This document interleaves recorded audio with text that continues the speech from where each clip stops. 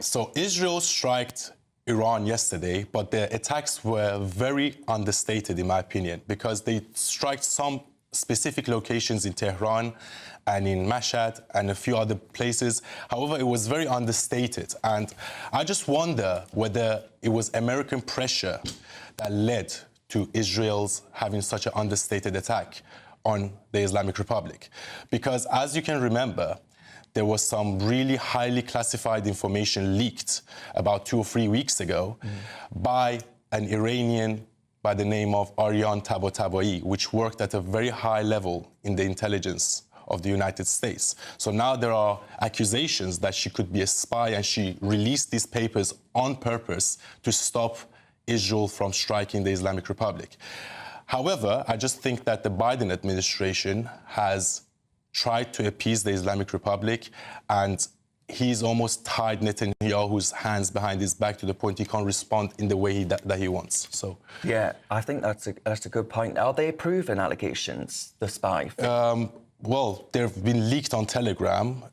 It's a whole investigation going on. It's not just her. It's also this guy called Maya Beta. OK. So they are allegations at this stage? Yeah. Yes. Yeah, they are allegations. I don't want to get sued by some, Yeah, no. But at the end of the day, I just feel like it was very ironic that they released these papers as Israel was about to strike them. So, but I do think you're onto something there, because apparently Israel are saying they're not willing to get back into negotiations with Hamas at this moment, in obviously relating to Gaza, because they want to see whether or not Trump is going to win the White House. And if Trump wins the White House, well, I think Hamas are cooked, frankly.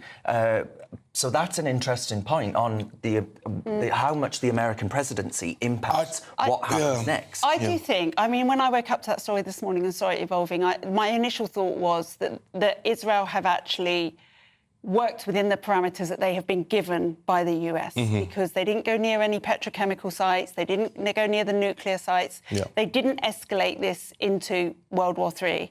And Iran don't want World War III. They're not in a position where they can take that on. So it's almost like they've allowed Israel to save face and strike, but at the same time... However, I think this is the missed opportunity, though, because this gave them a plausible reason to actually attack those nuclear sites and set back that nuclear program in the way that they may not have in the future. I wonder whether they'll actually rue this missed opportunity. Well, no, but how could they? Because President Biden would have got his knickers in a twist. However, I do think... No, I shouldn't say that. I do think that Netanyahu is waiting for Trump to get elected so he can strike the nuclear facilities. What happens if he doesn't get elected? Well, that's the problem, so you never know. Kamala, what does she think about Israel? I mean, she's the one that said, don't go to Rafah, and then just where Yahya Sinwar was. So, you know, the head of Hamas. Exactly.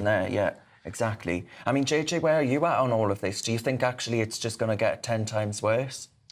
Well, a couple of years ago, Biden was investing US dollars into Iran and neighbouring areas, trying to get them to produce more oil so he can lower the price of petrol. I think they follow the dollar, and that is all he's really, truly concerned with. You've got Keir Starmer coming out today or yesterday saying Iran should not retaliate.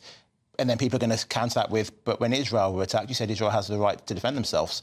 I don't think this war is going to end because we sit down and have proper diplomacy. I think it's going to end with perhaps Trump coming in and saying what's best for America, and that's what's going to decide the final fate. Well, I mean, you could argue that actually, is there an argument that it wouldn't be better for America for there to be a long, protracted war, as far as, you know, economic stability is concerned? Well, they still make a lot of money during wartime, as we know, with the Americans, And once all of that region needs to be rebuilt, it's the American contractors are going to go in there and make flood loads of money. Eunice, where do you see the Saudis and other allies, well, recent allies of Israel, you know, that's Abraham probably Accords, a bit of a generous way of putting it. But do you see a loosening of those ties that were signed under the Trump administration, or do you think that's there to stay now? Do you think this changes anything, this war? No, I just think this whole Gaza-Hamas war with Israel was a brilliant strategic move by the Islamic Republic, because the Abraham Accords were going to normalize relations between the Saudi countries and Israel, which would have isolated Iran. So what do? They go and fund Hamas to be able to carry out the attacks on the 7th of October.